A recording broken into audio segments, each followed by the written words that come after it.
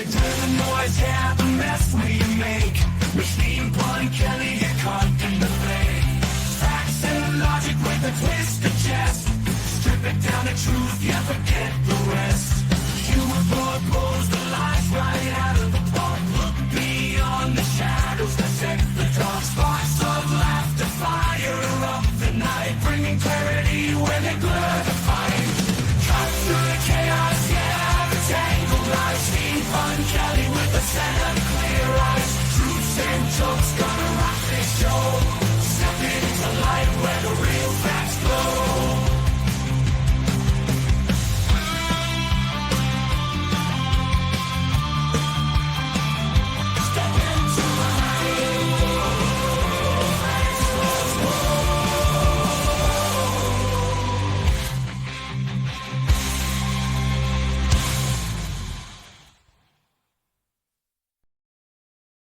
Hello and welcome to the Pun Show.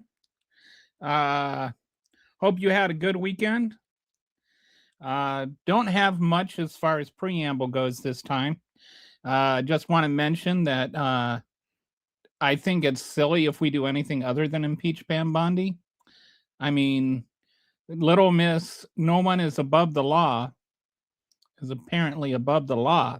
And what I think like missing about this whole thing, where they're like, oh, they didn't give us time or whatever and all that kind of nonsense. They had 30 days to get ready. And what I think is like, this is a law specifically set for this particular group of people. Like, they're the only ones that can follow this law.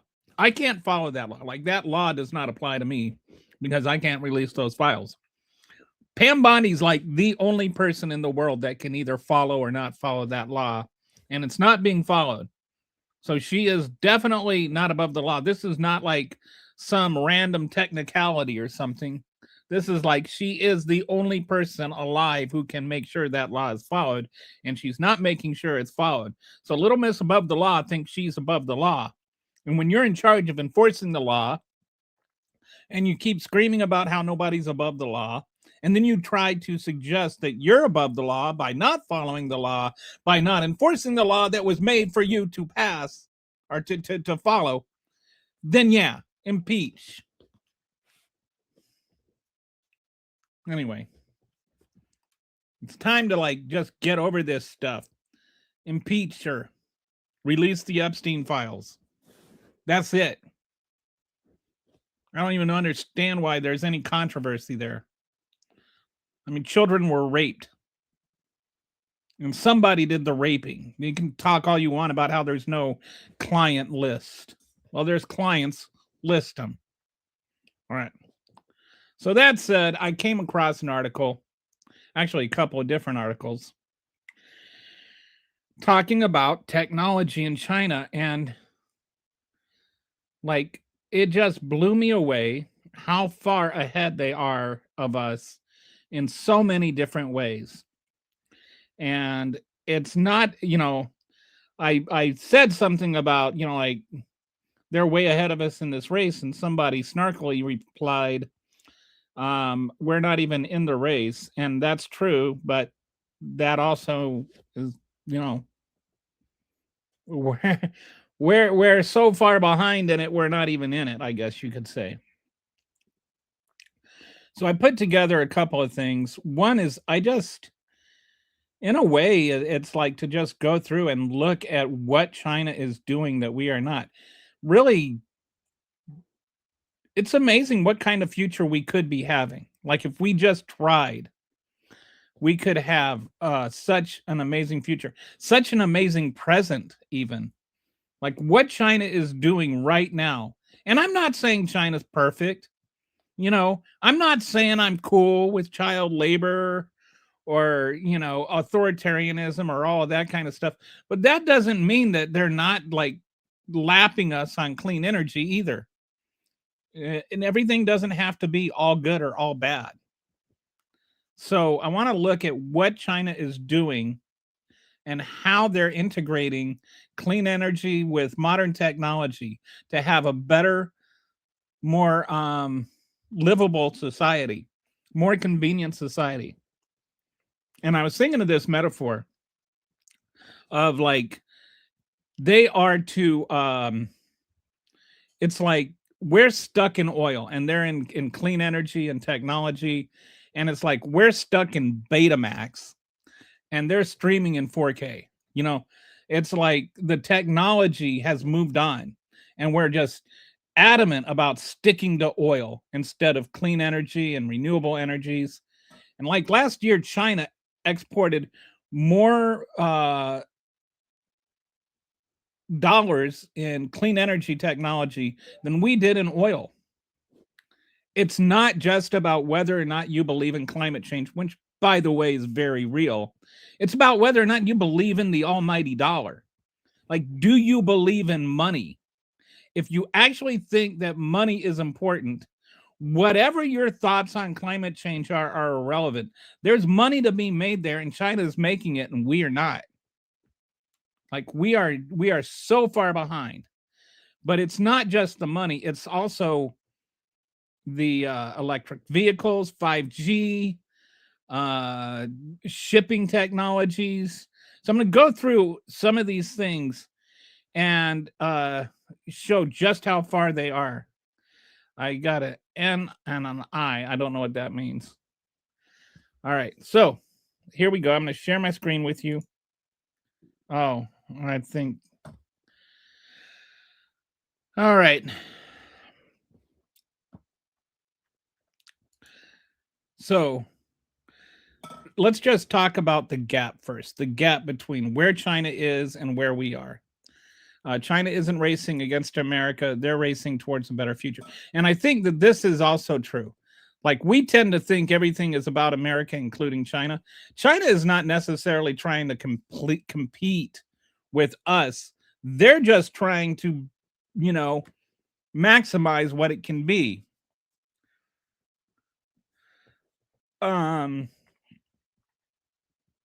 So we got a comment, EV is majorly unsustainable for the majority of people.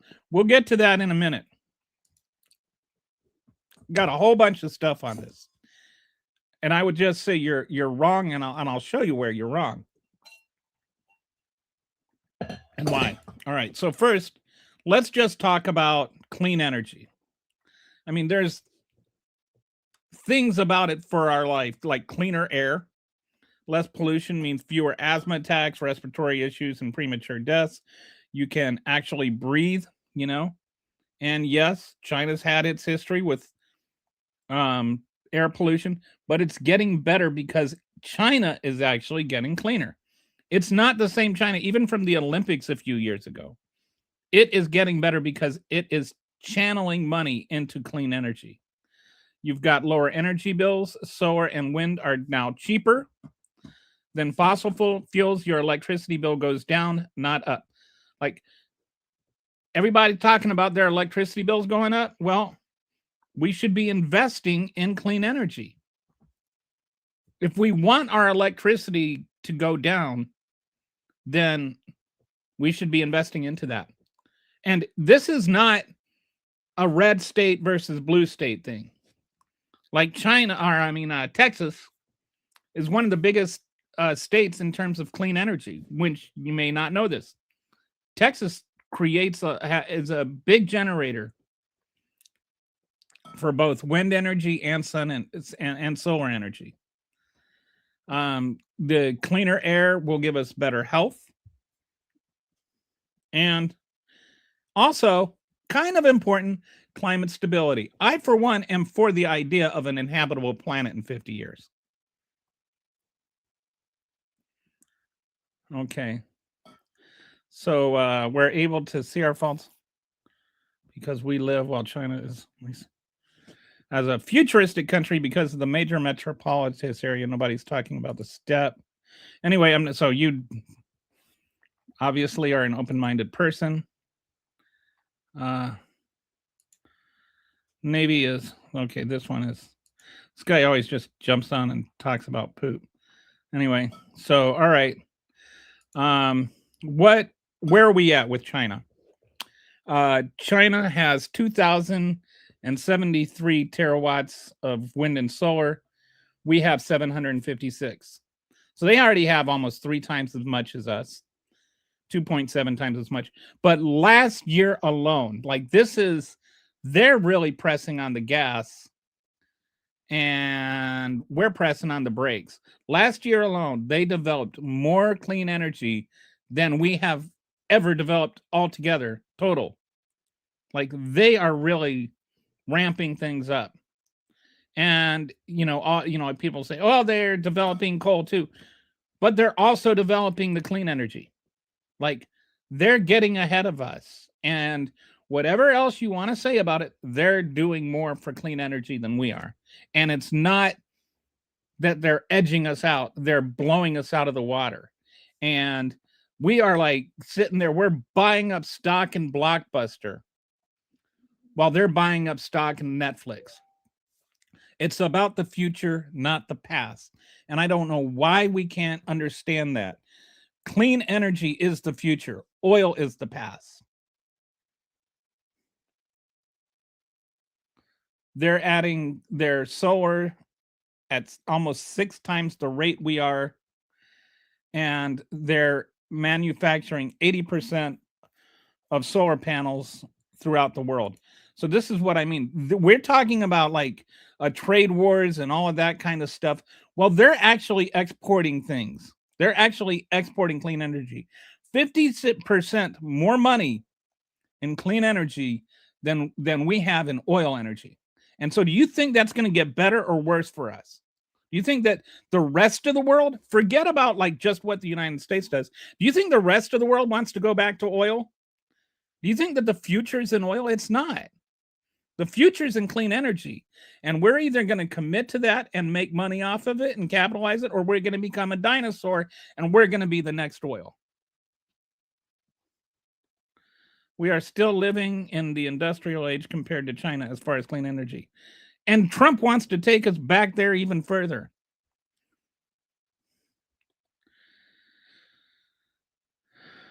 China does actually have hover cars. That's like, they literally have flying cars. Like that's, so I guess you know that, but like we are so far behind them, so far behind them. But even without getting into the flying cars, the EVs, where they are with EVs is just mind blowing to me. China's renewable energy prevented 1.5 billion tons of CO2 emissions in 2024 alone. So some people are like, well, China's got coal still. And it's like they do. But that's more, they're producing coal now to offset when like there's not the conservatives will say, oh well, there's like surges and stuff like that. Well, they still have coal for that, but they're getting more and more to the point where they're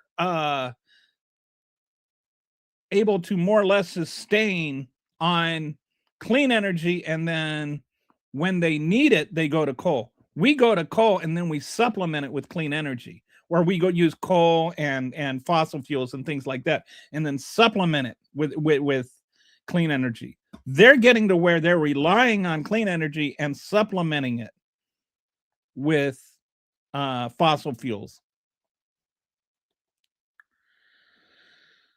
Solar energy's costs dropped 89% globally from 2010 to 2024, largely due to China's manufacturing sale. That's it. Solar energy is getting cheaper. Like if you haven't even checked your house lately, and it's not just getting cheaper, it's also getting better. The efficiency of a solar panel is so much more than what it used to be. And so if you have your own house, like check into it. You can probably get I think the last I checked, it was like 5 or 6 years payoff. If you bought, and it's probably going to be even more as the solar drops more, and as the cost of solar drops more, and as the price of electricity goes up. You're probably like looking at 5 years now before the cost of buying solar power makes up for itself. And I mean, like if you own your home.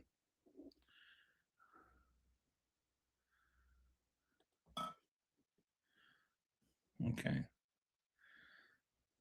I don't know. I don't know what you went like. What does UNC mean? People are always typing UNC, and I have no idea what that means. The EVS makes anything made by Tesla. They are like when I mean that's the next thing I'm gonna. They are just light years ahead of us on EVs. China built a bridge over a huge gorge that collapsed 2 months after opening. When China makes something, doesn't mean it's good. Okay. You said things. Okay. So they also made a wall that's, like 6,000 years old. All right. So China's grid can integrate renewables at scale. US grid still struggles with intermittency. That's true. Like they're actually better than us in spite of what the previous commenter has to say about it. The quality of their clean energy is actually better. And the thing is, we're actually the ones that invented solar energy, right? We're the ones that invented solar panels. But we decided to not pursue that because the oil industry decided that they didn't want competition. And so we've never invested in it the way China has. China has been able to pass us up on this because they've been trying to. In the last 10 years, they've just flown past us in terms of clean energy.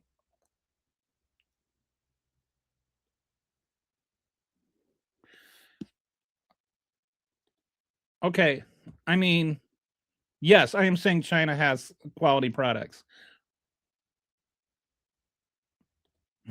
When it comes to clean energy, yes, I am saying China has quality products.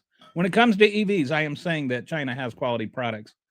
So, I mean, I know that's probably not against your little worldview, and you have infinite knowledge of everything, and you're omniscient, and you know everything. But yeah, you're still wrong. So let's go. Let's talk about one of these things, which is apparently the thing everybody wants to know about. Wants to talk about electric cars. Where are they at? They have this. This is mind blowing to me. They've got these these cars now. It's a company called NIO, which is spelled NAIO or NIO. It's not like Neo or something like that, but pronounced like Neo, like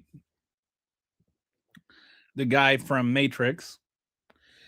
But they have a car company called NIO, and they have batteries that you can swap out.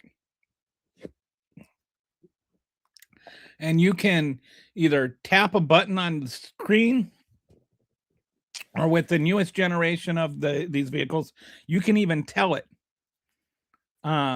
that you need to fuel up, and it will guide you to the nearest station, and it will park in the place for you. And then in 2.5 minutes, it swaps out the battery, which is like the standard. It's the same battery. It gives you like a 200 to 300 mile driving range, depending on what kind of car you have. And then you can be on your merry way.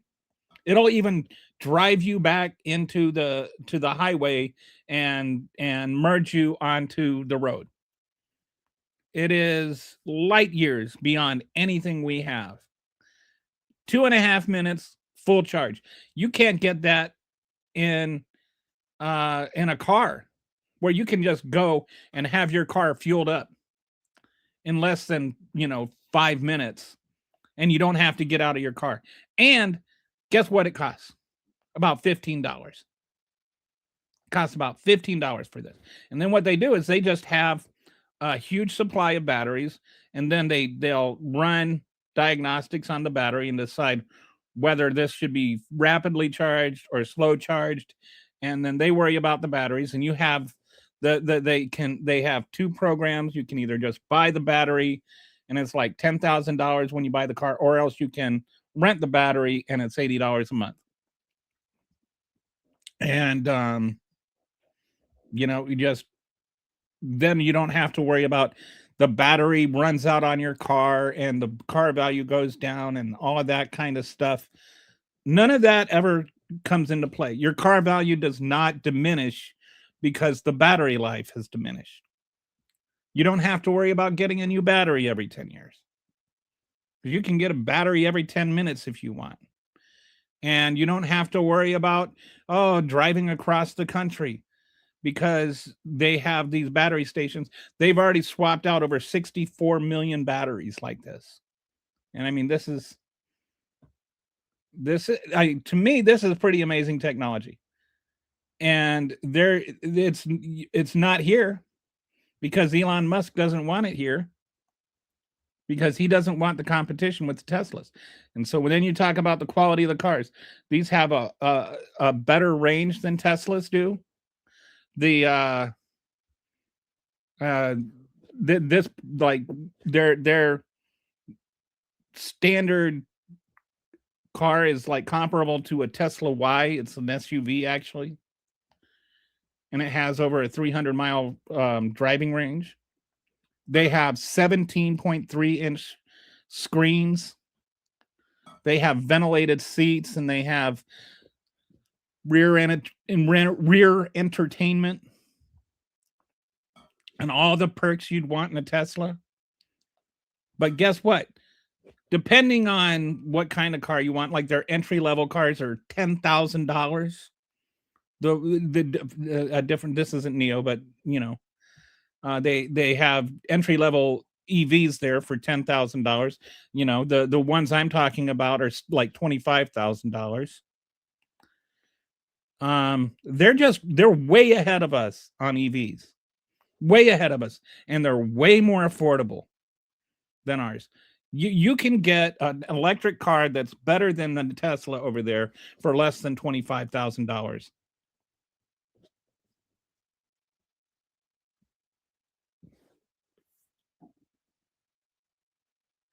So Skippy is very upset that anybody would ever say anything good about any country other than America. Okay. The cap check is see, I must be paid by China because I don't hate them. Yeah, well, it parks among other things, yes. Like, yes, it also, if you can find a self-parking car that also fills itself up with fuel. Oh, and by the way, while it's changing out that batteries, it also does a free diagnostic. So yeah, it also does all that, Nathan. Do you have any other smart aleck things to say? He has never been to an auto show in China. Phenomenal vehicles. And it's like, yeah, there's lots of good things about lots of other countries other than the United States. Tell me you've never been out of your trailer park, Skippy, without telling me you've never been out of your trailer park. Sounds great for Americans. It would be great for Americans. I think I would love a car like that. I would love a $15,000 car that would cost me $15 to fill up in 2.5 minutes and didn't have to worry about a battery. I would love to have the convenience of that. Electric cars are trash, says the man that has no experience with electric cars. I have a Nissan Leaf. And it's actually, what's great when everybody's complaining about the price of gas going up? Having an electric car.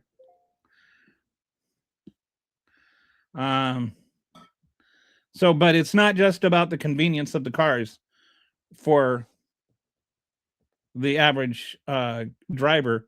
It's also about the money in the cars. We talk about our auto industry all the time. Do you think that the future of the automobile industry is in gas-powered cars?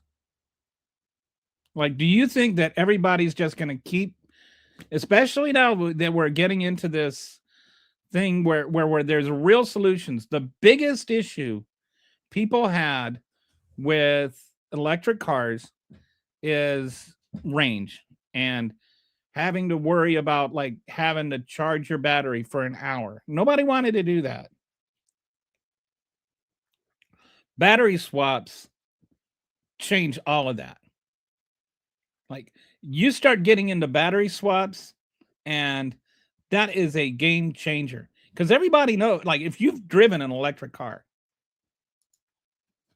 it's got like just the actual things that you want in a car. It's got better torque, it's got better pickup speed. I can get on the highway in my Leaf, which isn't even like a nice electric car. It's just a like it's a entry level electric car. I can get on the highway and I can be up to 55, 62 miles an hour in like a couple of in like 3 seconds or 4 seconds. I'm not quite sure. But it makes getting onto the highway and accelerating really fast easy. It's got all kinds of like little perks and things. Like it's got all the modern features that you get in the gas powered cars. I never have to take it for an oil change. I mean, like, the upkeep on it is cheaper. The cost of just, fuel is a fraction. And everything about having an electric car is better. Except for if you want to go on a cross country road trip. Then you might have to worry about waiting. So I've always felt that this is overrated because most of my driving is local. I've had to like add a charge for like 15 minutes a couple of times because I don't need to fill up my battery all the way. I just need to, I kind of add enough to get home a couple of times because I was out driving around all day. And I've got like a 210-mile radius or range.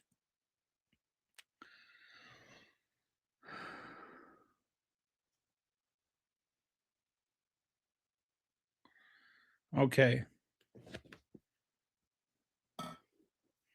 So,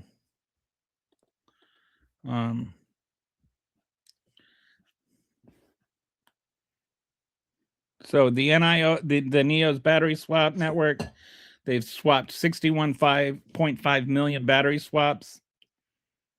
And it takes about 2.5 minutes per swap. The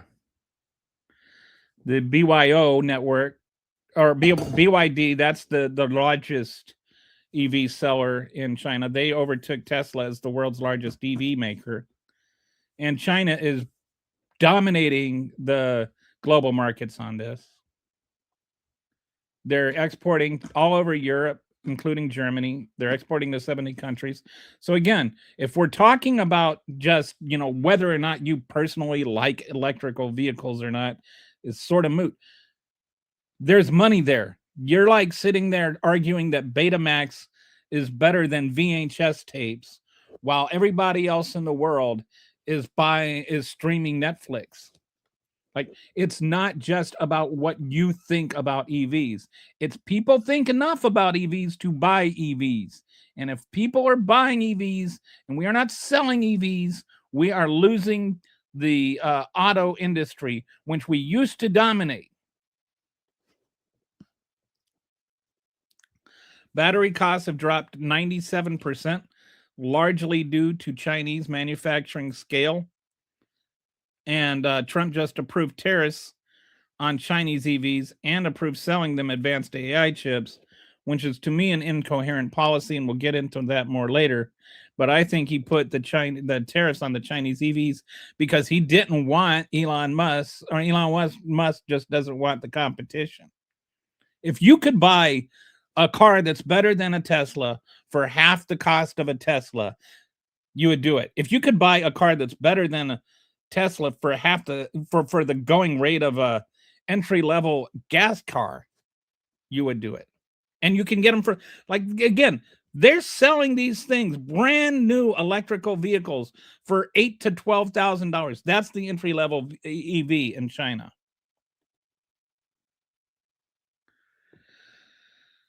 All right. So we got all kinds of comments here. See if okay.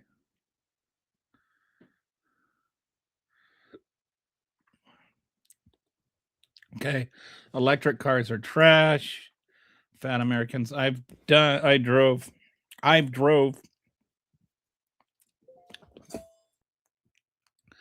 Teslas and Hyundai. I don't know what a Hyundai is. Is it anything like a Hyundai? Hyundai? Whatever. Is that spelled right? Maybe it is.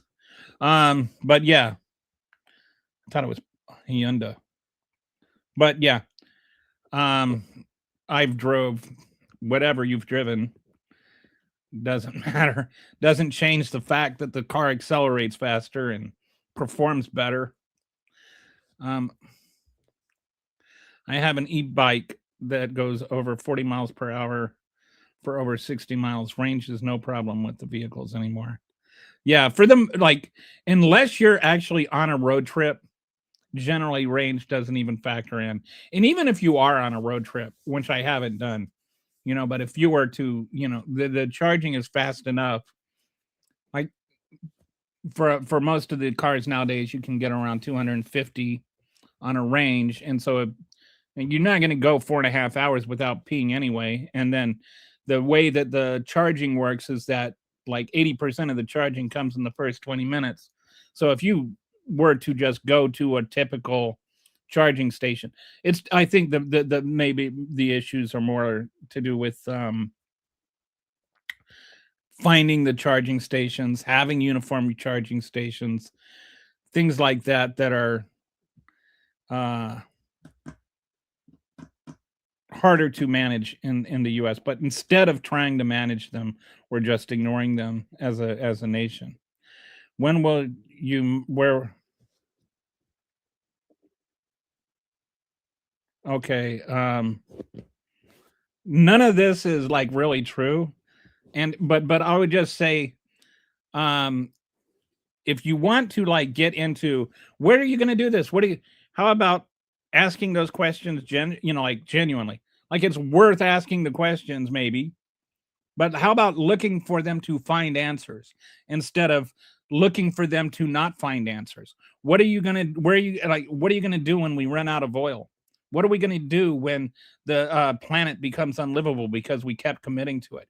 You're looking at reasons to not do a thing that the rest of the world is doing instead of looking for a way to actually do them. I travel full time for work and sometimes will drive 1,000 miles in a day.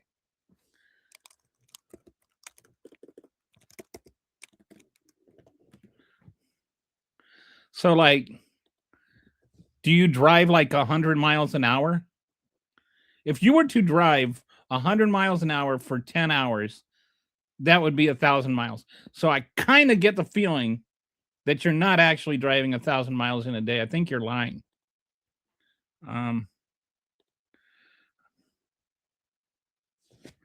Okay. Learn how to fix. Okay, so you're just saying a lot of like I don't want to go into all your little naysaying stuff because it's being done. What you're saying can't be done is being done in a nation far bigger than China. Like they have more than 50% of their new vehicles sold last year were either EVs or hybrids. So you're acting like this thing that can't be done or this thing that is being done by a nation that has far more cars and far more people than we do can't be done. But the fact it's being done should just put all your little mamby-pamby nonsense to rest. If it's being done, it can be done.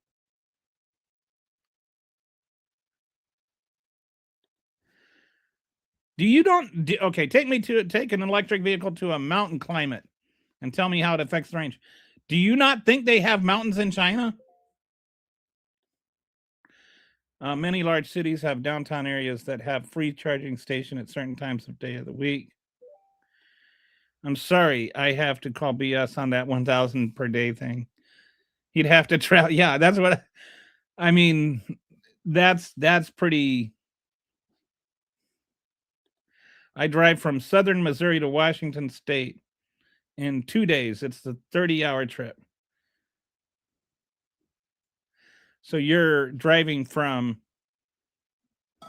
okay.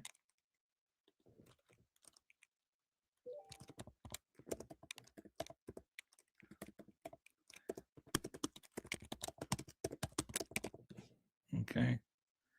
It's about 2,000 miles.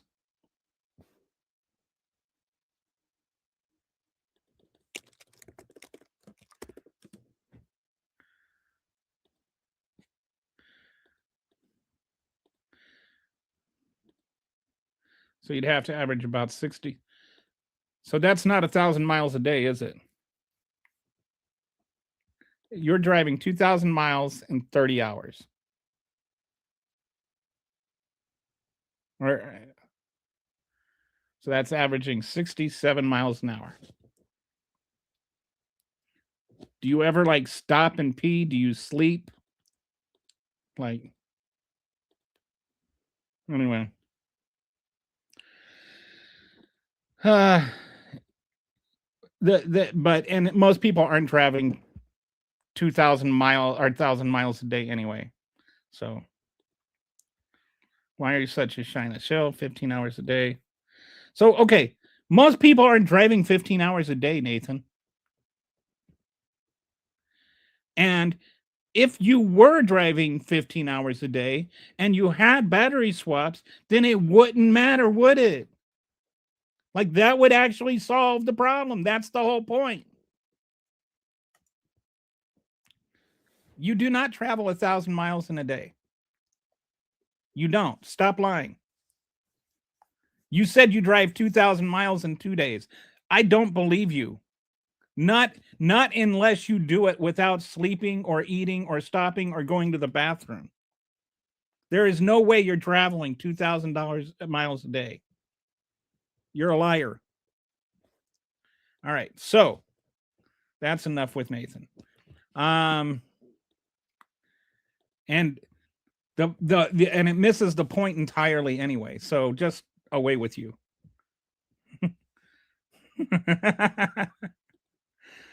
Host running him through the CAPTCHA test. All right. So now where are we at? All right. What does it mean for you? The lower operating costs. EVs cost about 3 to 5 cents per mile versus about 12 to 15 cents per gas. So the cost of running of just electricity or oil or whatever is like 1/3 of what you're paying. You have quieter cities. Electric cars are really quiet. Like I'll have to, if I'm driving up and there's birds in the street, the car is so quiet I actually have to honk my horn to let the birds know to get out of the way.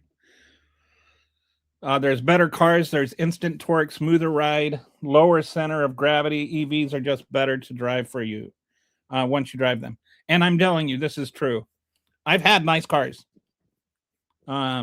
And the nicest car I've ever driven is my Leaf, which is like an entry-level EV. It's not even a fancy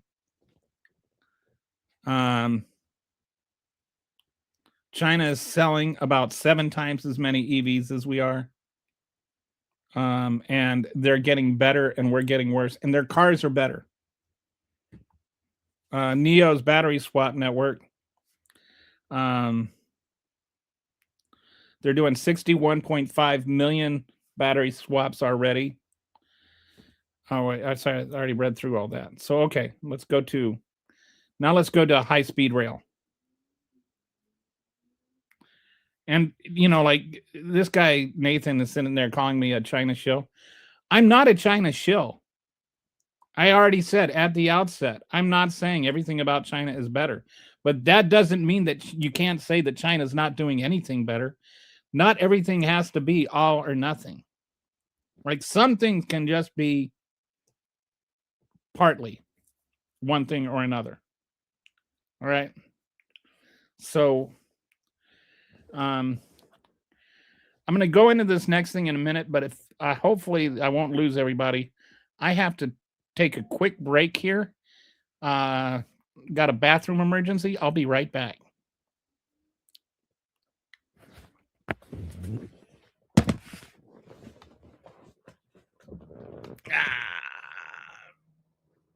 Sorry about this.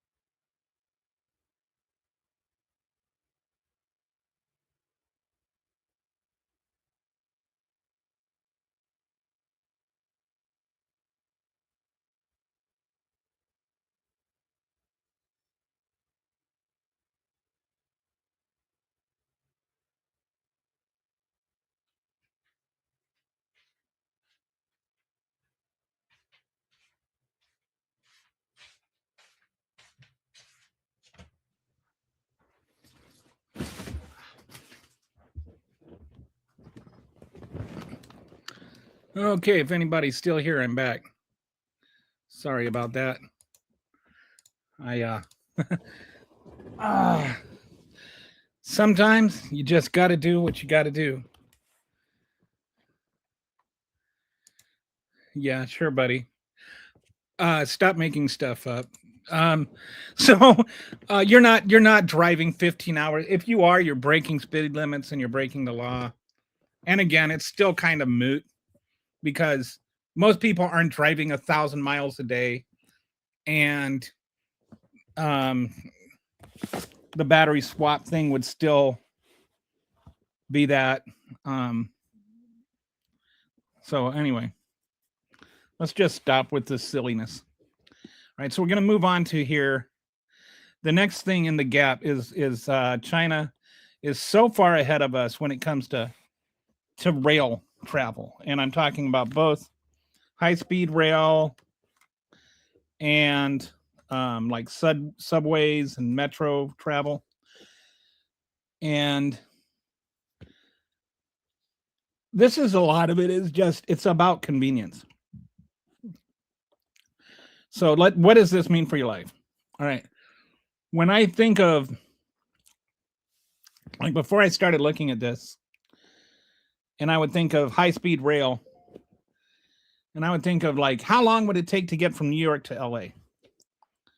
And that's kind of the wrong way to look at it. It's more like, how long would it take you to get from New York to DC or New York to Philadelphia? It's these these stretches that take, you know, a while to drive and are inconvenient to drive, but but they're also like inconvenient to fly because you got to go through TSA, and you know, like the flight itself might not take that long, but then you've got all the time, like you got to get your baggage, I mean, and you got to get go through TSA and all that stuff. It's like you spend at least an hour and a half in the airport every time you fly.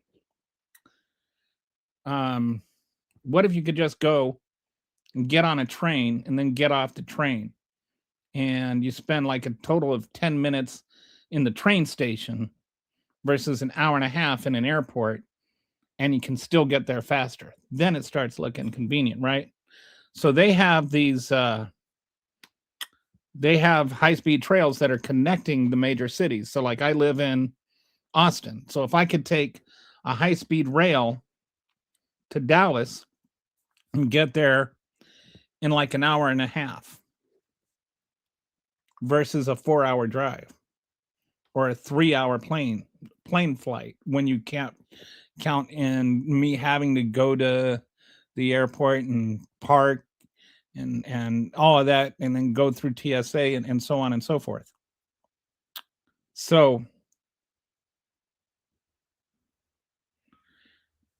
yeah, some of those China maglev rails go almost 400 miles per hour. Like they can really get you somewhere fast. The Beijing to Shanghai is an 800-mile trip, and it gets you there in 4.5 hours. No TSA, no airport delays, city center to city center. So like, think of it that way. Like all of these like puddle jumper flights being knocked down to like an hour trip. You can work while you travel, smooth ride, Wi-Fi, power outlets. You don't have to worry about, the check or the whether the passenger light is on or the seatbelt light is on, and like you need to pee, you can just go pee like I just had to do. All of that kind of stuff you don't have to worry about. And so China has nearly 50 cities now have subway systems.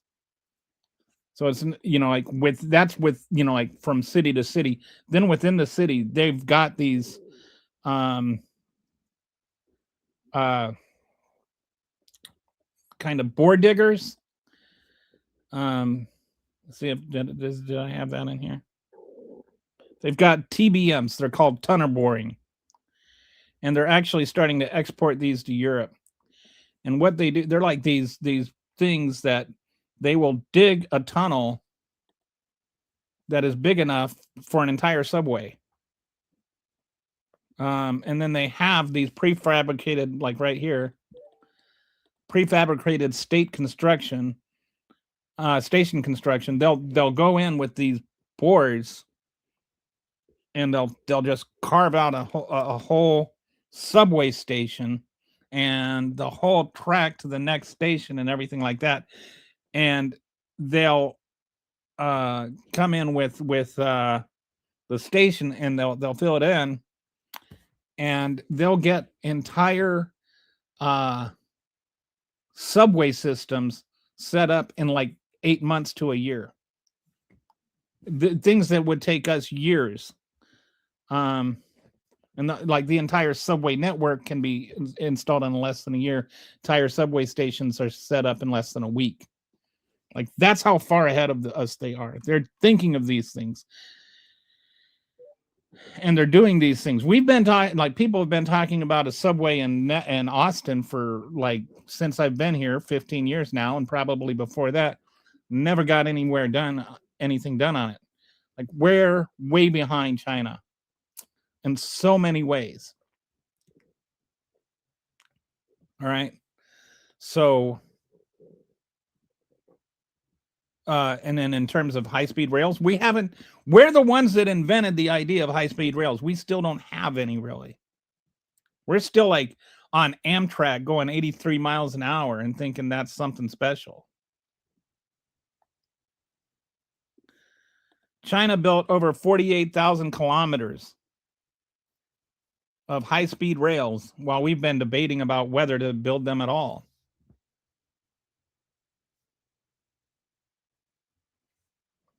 We're just so far behind.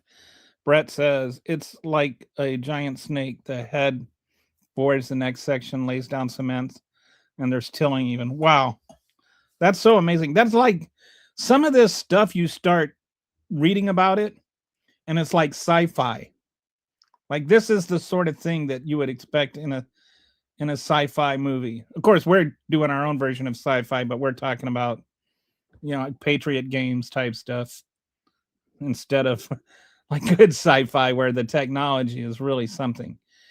And when we did, and again, it's like on the one hand, they're talking about they're like in some of these cities like Shanghai. We're not talking about small towns or something, but in Shanghai, they've done so much. They have a 3-minute average wait for a subway, and you just get on and you just get off. And when you do that, it also means that the traffic gets diminished, which means further reduction in carbon emissions. And it also means more convenience. Like, I think that maybe sometimes we just look at this in terms of whether or not we're saving energy, but we're saving time. It's like if you can make your commute so that you can get on a train, get to where you're going, and get home after work, and you can do it 20 minutes faster than if you're driving, you're going to take the train. You're not going to drive your car. We're talking about increase in convenience of life. Their life is getting more convenient. Ours is getting less convenient.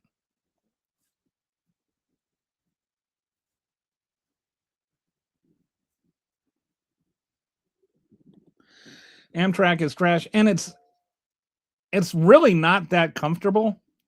Like if you've ever taken Amtrak, you have to buy a car, just like a sleeper car, just to like travel more than a few hours, because the seats aren't that comfortable. And anyway,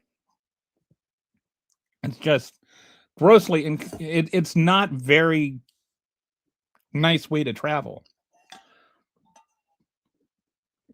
Their high-speed trains are like so much nicer and more convenient than ours are. They're more modern. We're like stuck in the 50s. We're stuck. Everything is stuck in the 50s. We're selling Betamax while they're selling streaming. That's the way I keep thinking of it. It's about the outdated technology that we are stuck in, and this is how empires fall: is that they refuse to move when the rest of the world moves. And we'll get into that later. But like, just think about this: they can go into a city, and while we're still debating about how to do it, they could just, in less than a year, they could have an entire subway system set up in Austin that would make life better for everybody in Austin. Well, we're too busy saying stupid things like I have to drive 1,000 miles a day, so we can't do anything. All right. So now let's talk about ports and logistics.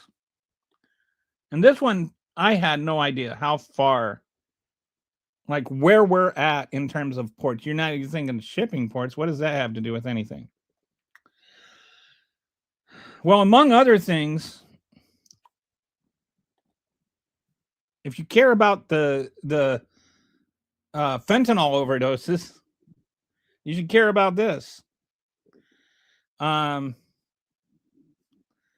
The drug interdiction reality. We've been blowing up boats and murdering people on the high seas because allegedly we're worried about fentanyl, right? Well, most of our fentanyl does not come in from boats from Argentina or wherever. Doesn't even come in on boats. Venezuela, that's what. Doesn't come in from boats on Venezuela. Comes in through shipping containers over the border through ports of entry. Right now, we're only inspecting about 3.7% of all the shipping containers that come over our border. That's why they're able to get them over. And the ones that do get inspected, 81.2% of fentanyl seized is smuggled by U.S. citizens through ports of entry, not migrants crossing illegally. But we're not inspecting those things because it's really just too time consuming and it costs too much. We also have like false flags all the time. Like there's I think 1 in 10 of the times we inspect, we actually find fentanyl. Like there's 10 times false flag ratio.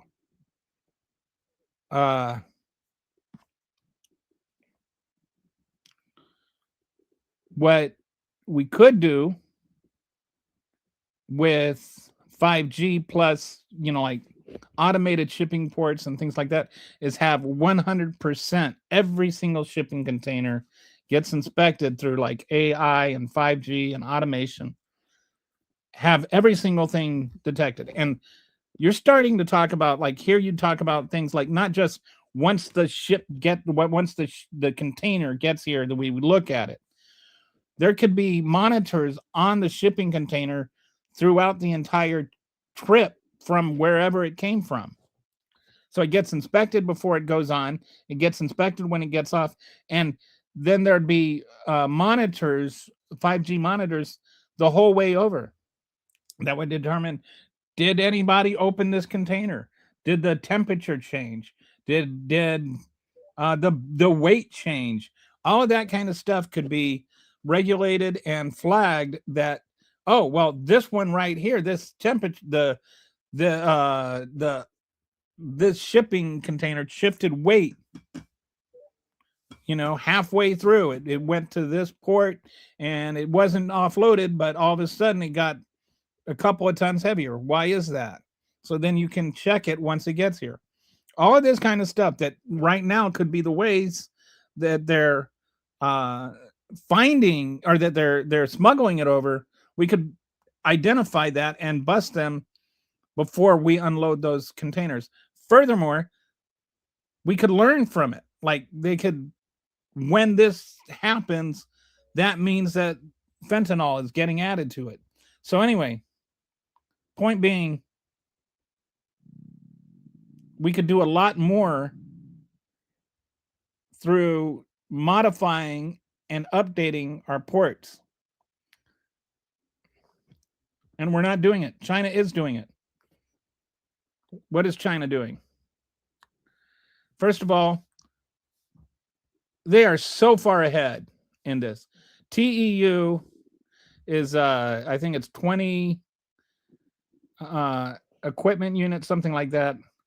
Basically, it's the number of containers, of shipping containers that get inspected. Equivalent. 20 equivalent units. That's it. And it's like 20 feet is the standard shipping container. So Shanghai has 140, just this one port does 141,000 per day. The entire United States does 152,000. So China in one port is doing more than almost 93% of what the entire United States does in a single day, or in the same day. At their peak month, they once did 161,290 per day, which is more than the entire U.S. The capacity for the nation is 301 million, which is almost 5.4 times what the U.S. is. And we're talking about, like, again, everybody, like Trump always wants to talk about imports and exports and trade wars and all that. Well, we can't export what China can because we don't have the things to export, but B, we wouldn't have the ability to export it if we could. Right now, we're like way backed up in our port technology.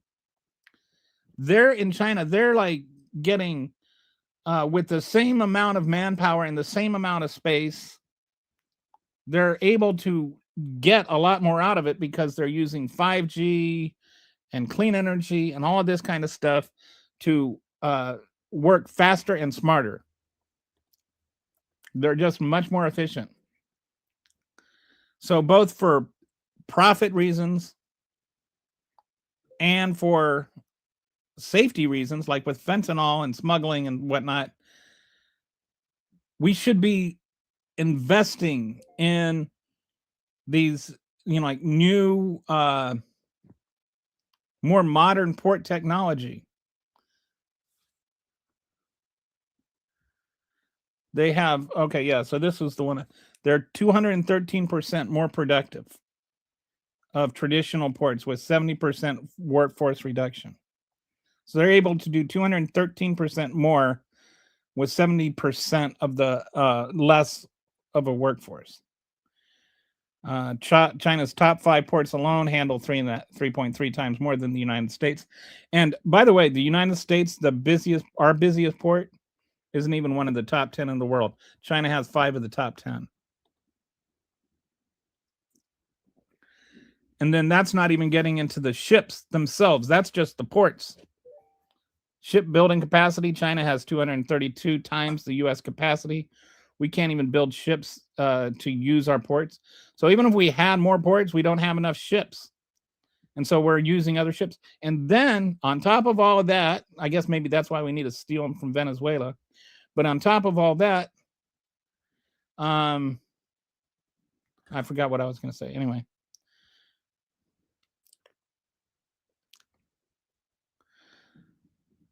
We invented container shipping. Malcolm McLean in 1956. They build the ships and automated ports now. Like they're just better than us in this. So this right here, this is the fentanyl stuff I was already covering. So both for safety reasons and for profit. Oh, that was the other thing I was going to say. In addition to all of this stuff, because we don't have anything to put on ships when they come back over, we have to actually pay for those empty ships to go back. So it actually costs us money to not have anything to put on the ships. We are so just backed up, and we're not being logical about how we approach the future. It's just like, oh, China's bad, we're good. China's bad, we're good. Like some of the people that were commenting. Looks like they probably left because they got feelings boo-boos. But then the other thing I want to talk about is 5G, because this is another area where they're way ahead of us. And I think when we think of 5G, I know too many people, it seems like you talk about 5G, and the first thing they talk about is cell phone speed. Like we only associate 5G with phones, and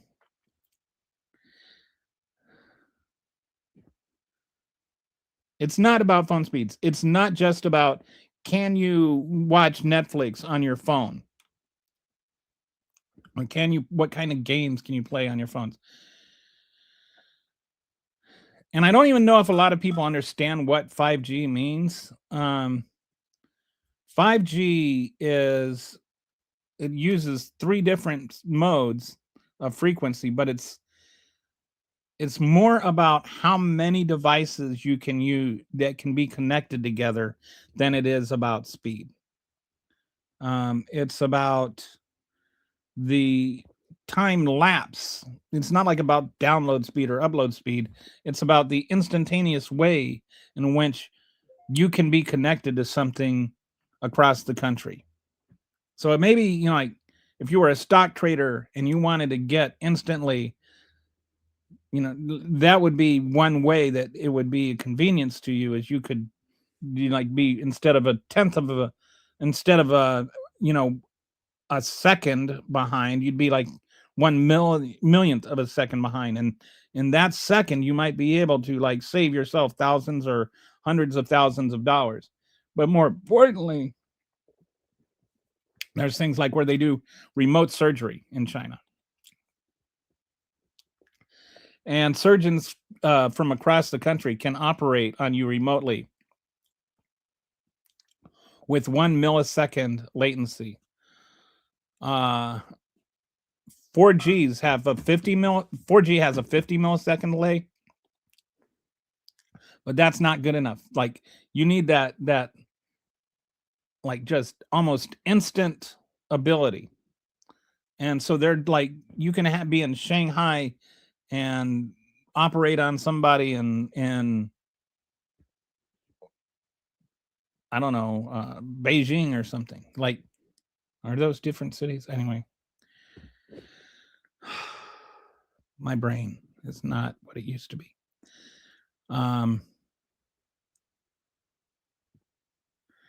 So, like you get comments like this, not with those tofu buildings and contractors who never finish the job, leaving people homeless and broke. I don't know what that means. That just seems like yelling emptiness into a void. Like, you actually don't think that they have buildings that are finished in China?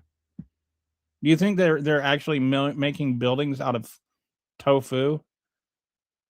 Like, this is just silliness. This is just xenophobic nonsense. Yes, China does some things better than us. And they are doing things better than us. And one of those things is technology. They are doing technology better than us. You're sitting there worried about 5G in your phone while they're using 5G to perform life-saving surgeries on people across the country. Like, imagine that. Like, you have somebody that only one surgeon, there's only a few surgeons in the world that can do better, that can perform this certain surgery, and you can just get them on, you don't have to worry about bringing them there.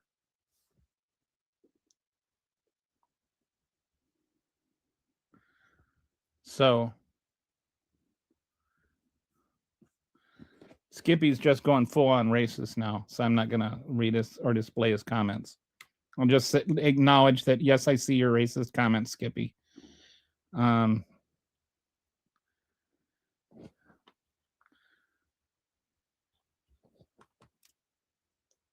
don't understand why people have to be so hateful. So, like, another thing they can do, and this is I think a great way to think of what 5G can be. So you have something, I think do I have it listed here? What is it called? I don't have it here. But it's like they have communication systems with the cars where there's like communication between the cars and communications with the traffic lights and kind of combined. And so then the traffic lights can adjust for the traffic. So it's not like timed lights. It's actually like the lights are live and connected to what is actually happening with the traffic flow. And by integrating all of this and by having all of this kind of communication between the cars and the traffic lights, they're actually able to reduce congestion by 20%. So do you like the idea of having less traffic during rush hour? Like, this is not a thing I think most people would be controversial about. Like, I think most people would say, yes, I prefer not being stuck in traffic to being stuck in traffic. So these are the kinds of things 5G can do, from saving your life or just saving you time. And a whole lot of other things in between. They can do things like save you electricity, for instance, by monitoring where you're at in your house or where people are at in a building. They can moderate temperature control. So nobody's in this particular floor right now, so we're gonna just automatic, and we can sense this by the 5G. and phones walking around and stuff, we know that right now there's nobody on this entire floor. So let's cut off the AC, or turn up the AC on this, turn up the temperature or down the temperature, whatever, depending on whether it's winter or summer. But you can moderate temperature and save energy that way.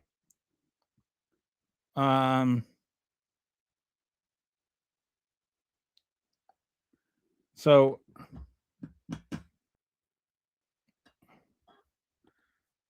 do you think that people just like making it up, dude?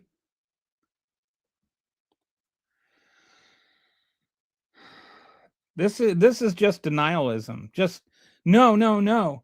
Oh, so I don't believe it, so it can't be true. What kind of nonsense is that?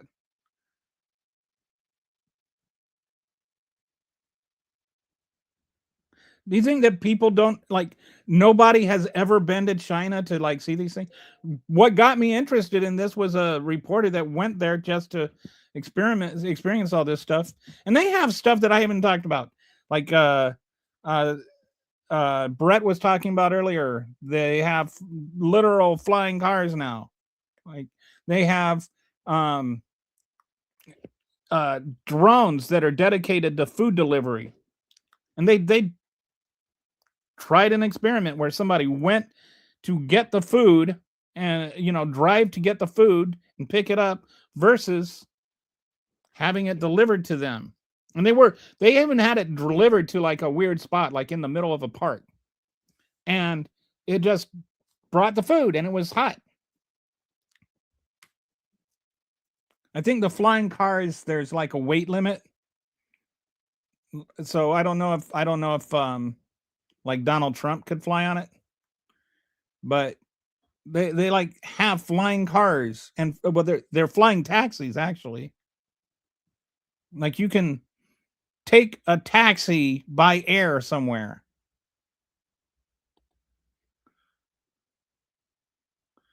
Yeah, and you know what? If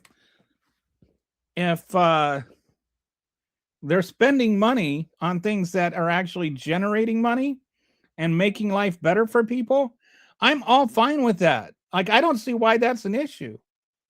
I don't know what UMS means, but like, I'm all for spending money on social programs. I'd much rather have my tax money going to make my life better, make my life more convenient, save me time and traffic than like blowing up a fishing boat. We are more socialist than capitalist. I don't know. Is this loser glazing China now? Holy crap, Democrats really do love slave labor. No, I actually said specifically there are problems with China. But that does not mean that China is doing everything wrong. I'm sorry that I do not accept your binary way of thinking where everything must be either America or bad. I don't know that our economy, I think that that's a pretty lazy interpretation of what's happening to our economy, and probably one that's not very well informed, which is also why I say it's lazy, because I think that there's information out there if you want it. Okay, so because of their 5G and AI integration, which I might do a whole other show on AI, because I think AI is something that is really interesting and complicated, and in some ways it's good and in some ways it's bad, and I think it's mostly just misunderstood in multiple ways. But anyway, China, while we invented 5K, China deployed 600,000 stations in 3 months versus the US, who's done it 100,000 in 2 years. Their AI traffic optimization, which is just really something. They've saved 31.7 million tons in CO2. which is like one of those ways where I think that people have to understand that when you're talking about AI is using all of this energy and that's bad for global warming, but what if that energy AI is using is clean energy and it's using it to save or to with through AI traffic optimization, it's saving millions of tons of carbon. So then is it good or is it bad? So I think a lot of it is how you use it and what exactly you're doing with it. Um, I did not realize this, and so once I did, I'm like I'm not going to use AIs for generating like cartoon videos or anything anymore. But like for a 5-second video, AI uses about as much electricity as an hour in the microwave. So that's pretty heavy duty. Like, so I'm not going to be doing any more videos from AI. But other AI usage, like for instance, making this little graphic is like the equivalent of a few seconds in the microwave. So some AI usage is ridiculous, and then others is not so ridiculous. And some of it can even actually save emissions. Grid capacity unlocked from existing lines via AI optimization. So that's the other thing is AI by like looking at our, through 5G and AI, it can evaluate entire electrical systems and actually allow more electricity from within the same system. So as like the way I was thinking of it is you're getting more orange or more juice out of the same orange. It's just it's better squeeze technology. And so if you're using AI to get more electricity than the AI is using, it's a net positive. So some things AI is more, especially when you start using it in conjunction with 5G, where you have all these communication devices, and it becomes much more knowledgeable and can measure things and evaluate things quicker than any human could ever do. It just is not as simple as some people would make it out to be. And even with the jobs and everything like that, so it's like the AI becomes a something so big it's hard to like make it a subtopic on one show. So I think I'm just going to do it as its own show. But AI saves 18 times more energy than it uses, overall. So, but some AI is better than other AI. 5G enables everything from autonomous vehicles to smart factories to remote surgery. AI traffic optimization, we already covered that. 31.82 billion in benefits for 1.48 billion in costs, equivalent to removing 30 to 40 million cars. So again, just like with traffic optimization and stuff like that, these are the things where I'm talking about. It makes life better, and it also has the environmental benefits. So I think sometimes we look at, okay, we need to, we look at, well, if we do all this stuff for the environment, then we're gonna lose all these conveniences of modern life. But what if you could make your life better with some of these innovations? And so it's like we need to stop looking at it as it's either optimization or convenience. What if we could have optimization is convenience? Building optimization via AI is 30 to 40% energy savings possible. Could save 12% of total US electricity. And anyway, I don't need to beat that anymore. Industrial AI, 8% energy savings in manufacturing. Tesla, LG, Hyundai eliminated. Oh, there we go. Hyundai. That's how you spell it, dude, if you're still here. LG, Hyundai eliminated connection stoppages with 5G. I don't know what Trump is doing with selling this AI chip technology. I've come to think that when it comes to everything in his second term, it's just everything comes down to somehow Trump is making money off of everything he does. He does not care at all about the country. He does not care at all about you. If you do not realize that yet, then you're a fool. He is just there for Trump. Like, he's made billions of dollars. He's out there selling pardons to drug lords, and you think that he's trying to keep drugs from coming in. You think that he's there trying to stand up in the war for China, and you're calling me a shill. He's the one selling the chips for 25% revenue. Well, it's just going to put us further behind in the AI race. And it's a matter of national security, by the way. We developed core 5G technologies. China deployed at 600,000 stations in 3 months, while we argued if 5G causes COVID. Yeah, some of the stupid things that people say about 5G.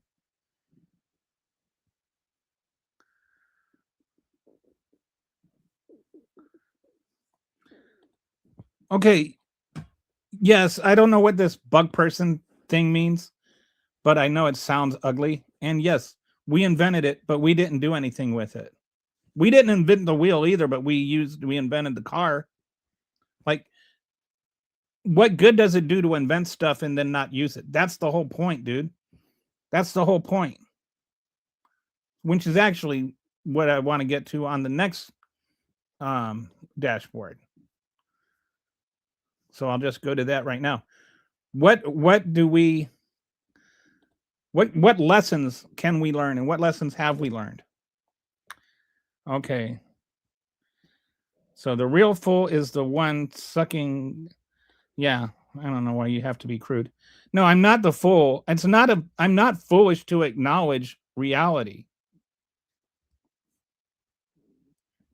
China is doing some things better than us. That should not be that hard of a concept for you to understand. And just knee-jerk hostility doesn't really count as a rebuttal. It just anger for anger's sake accomplishes nothing. Okay, so the country that fakes every day to the point of buildings. I don't know what that even means. I don't know what they're faking every day. What are they faking? What buildings are falling apart? I don't know.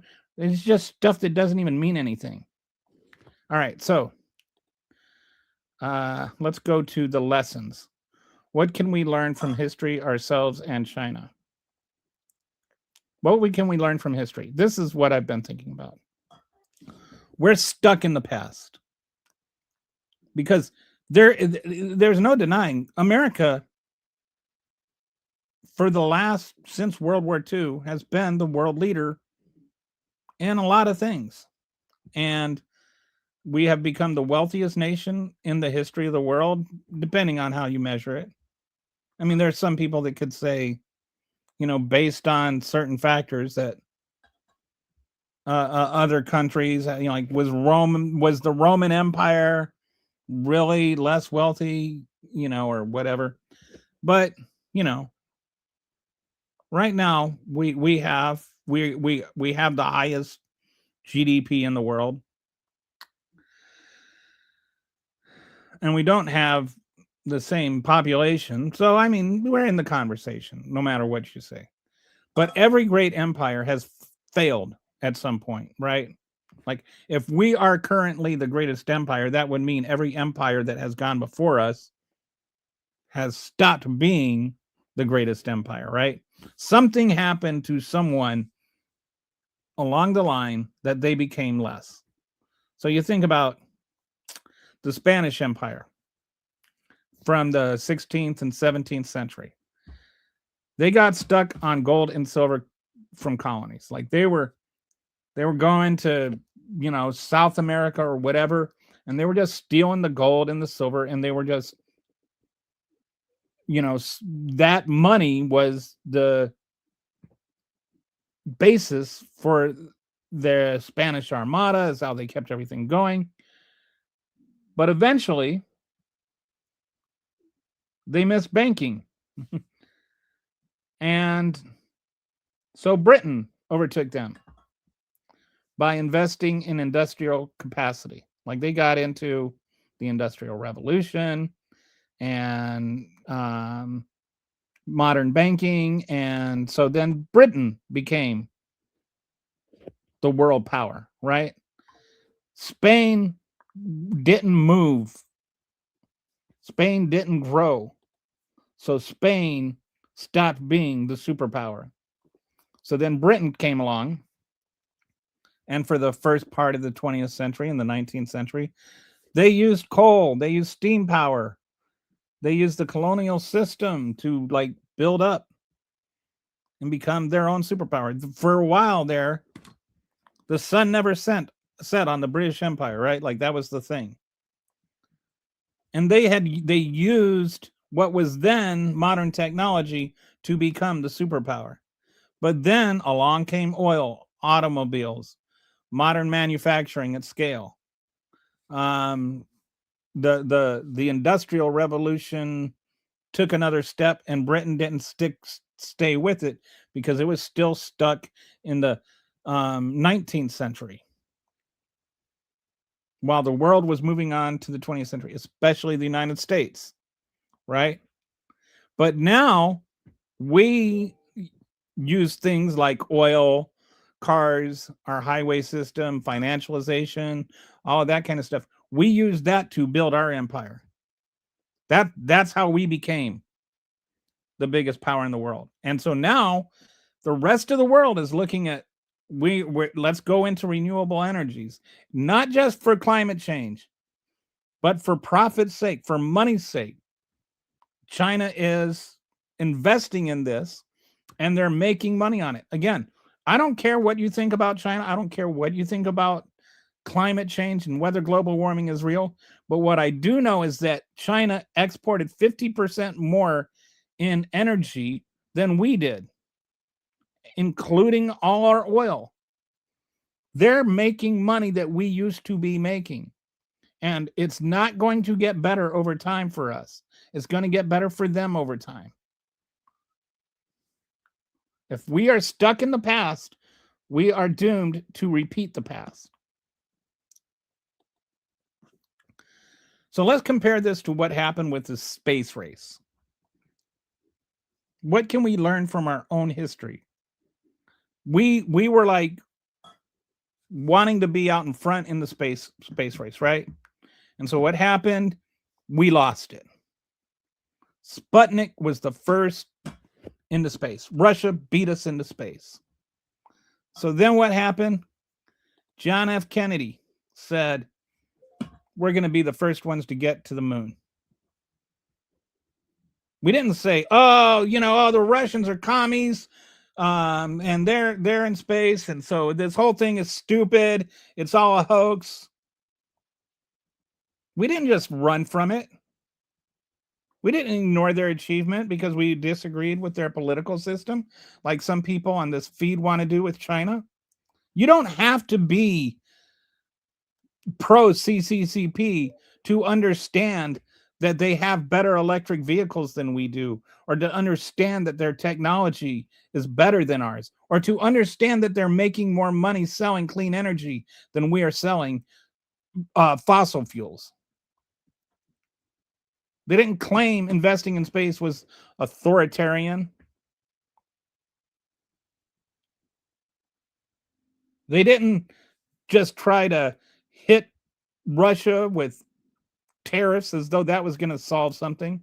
No, John F. Kennedy said, we're going to be the first ones to get to the moon. And you know what happened? We were the first ones to get to the moon. We resolved to do a thing and we did it as a nation. We didn't resolve to stay in the past. We didn't resolve to not achieve something. We resolved to achieve something. And because we resolved to achieve something, we achieved it as a nation. Rather than sit there and, like just belly itch about things like Matthew here does, we should be resolving we like to close this gap, to become the nation that stays on the forefront, to become the nation that leads in clean energy, instead of just saying, well, where are they going to get all the minerals? Find a way. We need to stop being limited by our excuses and become unlimited by our imaginations. We didn't get to where we were flying because the Wright brothers only flew a few feet. We did it a little bit at a time. We didn't say, oh, well, who wants to fly 20 feet? We said, wow, we can fly. And we flew 20 feet, and then we flew 50 feet, and then we flew 1,000 feet, and then we flew 1,000 miles, and then we flew across an ocean. Then we flew to the moon. We achieve by thinking of what we can do. We do not achieve by thinking of what we currently can't do. Our imagination needs to be greater than our limitation by excuse.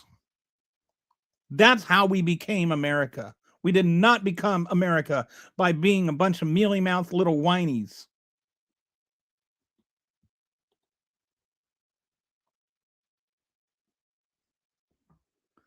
What did we do in the past? We built a $4 trillion highway infrastructure. Think about how that is. The guy that says he drives 1,000 miles a day, which, of course he doesn't. But the guy that drives, that trucker, do you think that their job is made easier by an intersection? Do you think that America became better because of the highway system? Yes. Do you think it was free? No. But now we can't even think about high-speed rail because it's going to be too expensive.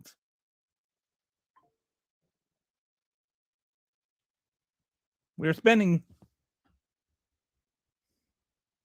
spent trillions on gas and oil infrastructure.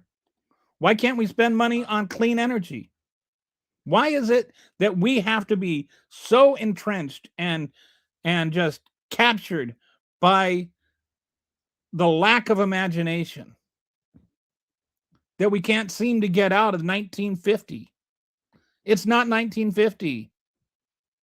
I watched this show, Landman or whatever, and he's sitting there denigrating wind energy by saying, oh yeah, this is the only way we can get oil is to have power out here. That's the only reason we even have these. And it's like, he goes on this big long diatribe about how it takes more energy to produce the windmill than it does to run the windmill, which is just totally not true. That's a right-wing debunked talking point. Most windmills use more energy or produce more energy within their first 2 years than it took to get them, including all the little mining stuff. But they don't include all of that other stuff when they're talking about getting the oil out of the ground either. So it's all just it's dishonest talking points to defraud people into thinking that clean energy is bad. Why? Because the oil industry wants you to believe it's good. Why? Because the oil industry is getting trillions of dollars. Stop being stupid and think with your brain. Clean energy is the future. Clean energy is not just the future because of climate change. Clean energy is the future because of money. You want to think about green energy? Think about the green.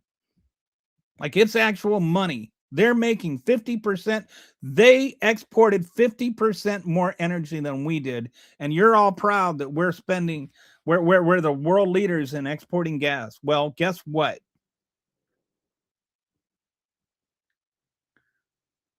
That's becoming worth less and less.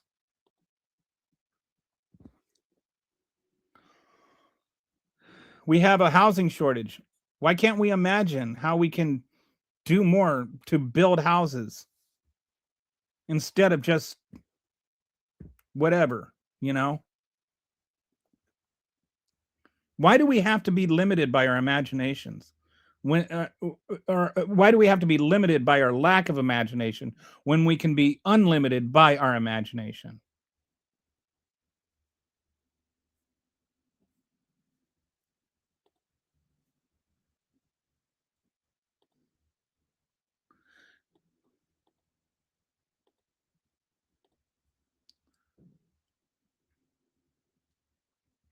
Like seriously.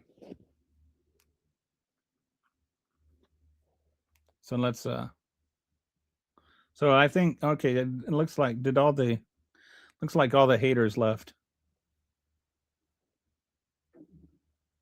All the angry people. But I just found this interesting. I found the whole thing fascinating. From the battery swaps, like especially I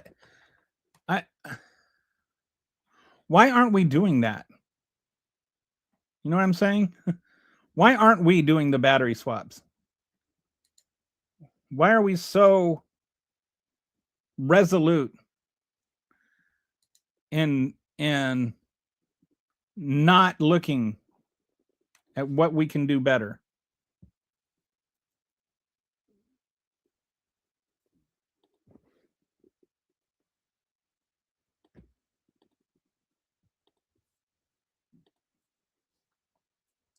Anyway, I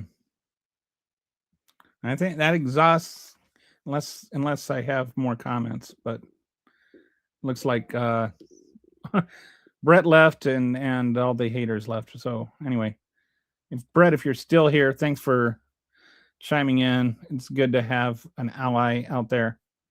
But I don't know where Skippy is. Skippy probably got mad because I called him a racist just because he said racist things about Chinese people. All right. So I don't know what I'm going to talk about tomorrow, but I'll figure it out tonight. And I just want to thank you if you're still watching for watching, and I will talk to you tomorrow.